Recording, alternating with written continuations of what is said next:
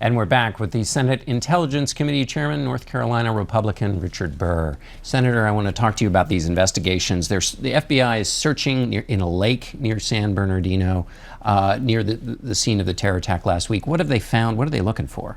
Well, we're looking for anything that would give us a clue of the digital footprint of these two individuals, who they talked to, where they went. John, they were gone between the attack and the time law enforcement engaged them.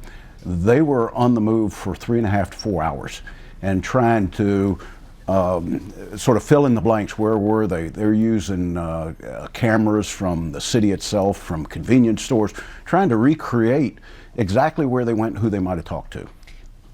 Investigators are also trying to recreate what they were doing in the 2 years, it looks like, before the actual attack. What do we know about what the plots that appeared to be 2 years in the making, or previous plots they might have been involved in? Well, clearly we now know that these individuals were radicalized way before, probably as early as 2010 for him and 2012 for her.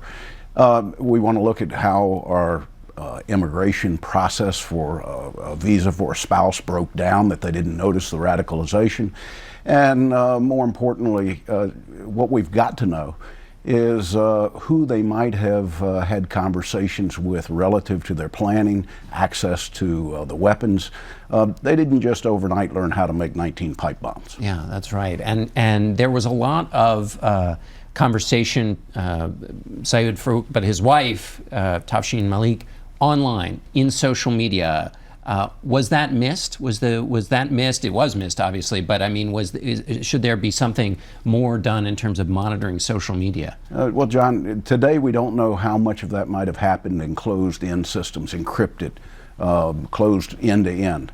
And what you've seen with Paris and now with San Bernardino is terrorists who are committed to destroy their digital footprint, to destroy phones, to take hard drives. I'm sure that the FBI was in the lake trying to find if there was any of that electronic media in the lake, that they can go and trace the conversations that took place. But let me just say today, encryption is becoming more and more a problem with our ability to see inside of the communications of individuals both in the United States with each other and with people abroad.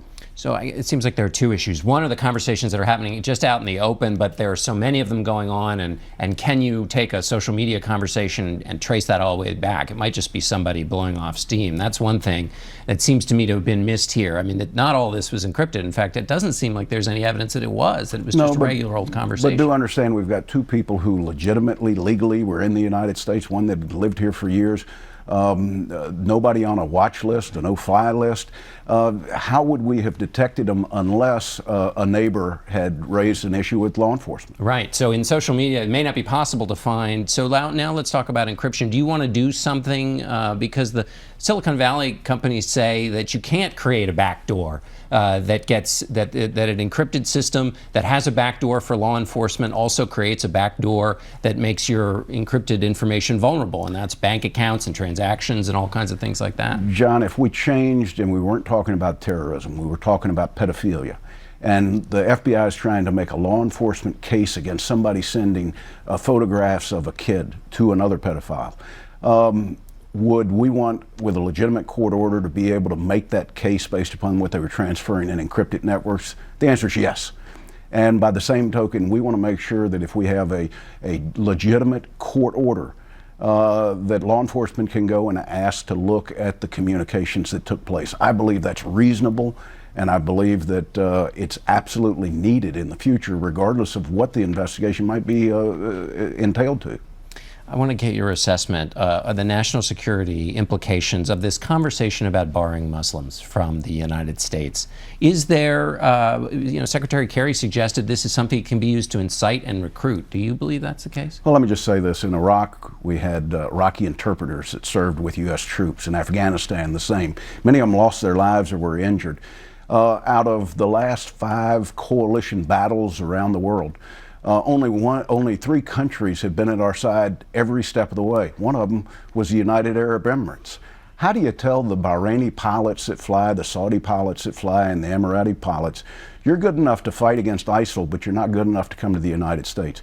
Huge mistake, and I think that this sends the wrong message to people that have to be part of our partnership for solution.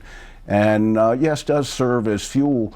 I'm not concerned about international. I'm concerned about radicalization here from people who are already in the United States, and that does tend to fuel it. All right, Intelligence Chairman Richard Burr, thank you so much for being with us. Great to be with you.